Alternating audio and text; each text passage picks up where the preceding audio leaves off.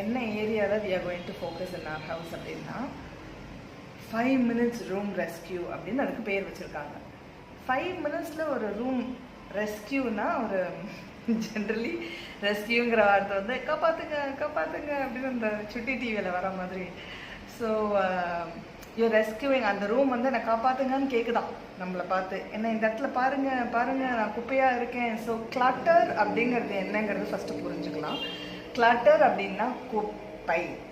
குப்பைனா generally dust எடுத்துக்கிறாங்க எல்லாரும். Dust is dust. அதாவது அது வந்து துடைக்கப்பட வேண்டிய ஒரு விஷயம். அது வேறு.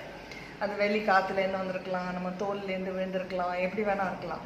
கிளட்டர் குப்பை அப்படிங்கிறது என்னென்னா, நான் இன்றைக்கி ஒரு பால் பேக்கெட் கட் பண்ணுறேன், அந்த கவர் எங்கே போடணுமோ நான் அங்கே போடணும்.